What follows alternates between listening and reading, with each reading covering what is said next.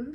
So here we are with Brenda, now 90 days after her facelift, neck lift, and lower eyelid surgery.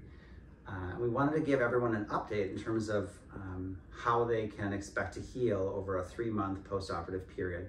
And we wanted to hear from Brenda in her own words how things went, and if there's anything else that she feels would help with her facial and body rejuvenation at this time. So Brenda, tell us a little bit about your last 90 days of healing and what's next. First and foremost, I just want to say that I barely remember I had the facelift. Everything has proceeded wonderfully. I have almost no signs that there was ever a procedure done. There's any stitching that was done or incisions that were done along the hairline in the back have all but disappeared. I don't even think about it. So to do the follow-up now, it's been, it's just become my norm. What I do notice when I look back at the other photos and images is my neck is, the jowl effect and the skin is much tighter. I actually have a jawline again. The sagging, I want to say, which is kind of an aggressive term, but as you get older, you do tend to have skin laxity. So that has been tightened, pulled back. The blepharoplasty that we did underneath the bottom has really lifted up my eyes. I am very happy with everything that has been done. And the thing that I hear the most when I tell anyone is they're like, they have no idea I had anything done. Which is great. Which is the goal. So it's wow, you had a facelift? Like, I would never have known. And I think that's due to your level of skill, and that because you don't always hear that. You hear right.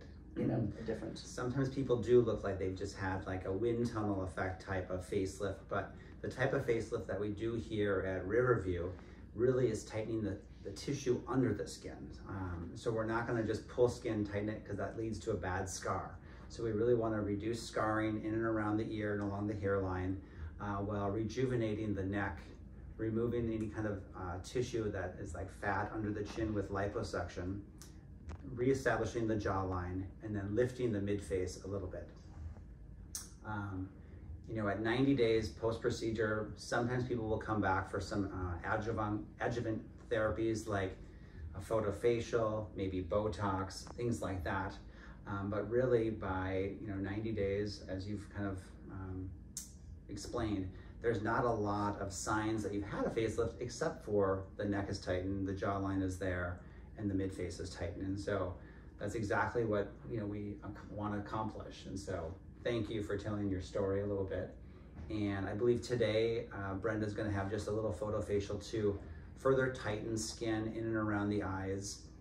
Even with a lower eyelid blepharoplasty or upper eyelid blepharoplasty, people still have signs of loss of elastin in their skin, so they can have fine lines and wrinkling. And so oftentimes people will have a photofacial, we call it here a BBL, where a laser will be used to get rid of accessory pigment, to tighten fine lines and wrinkles, as well as, let's say someone has rosacea or other red types of pigments that they want softened. And so that's kind of what we'll do today. And so wanted everyone to meet our esthetician, Callie, who will be performing that facial for you today. And one other thing I do want to add is before I had this procedure, I felt like I was doing catch up all the time, trying to catch up to the wrinkles or catch up to the quality of skin that I wanted. And when I say I have barely thought about it, I have not thought about anything at my age, thought about any other procedures that I wanted to do, other than maybe having with the laser, having some skin refining steps. But it has really alleviated a lot of that anxiety I have felt regarding getting older, and for that I'm super appreciative. No, that is great. Are you okay if we have you rotate so we can kind of show the of course, where the incisions are done? So I'm just going to have you tuck your hair behind your ear there a little bit. And so with Brenda here at 90 days after surgery, you can see a very faint light scar here, and then behind the ear there is also a fairly well hidden scar. A nice ear lobule. Sometimes if people have a bad facelift, they'll actually have this effect where it'll get pulled down like this.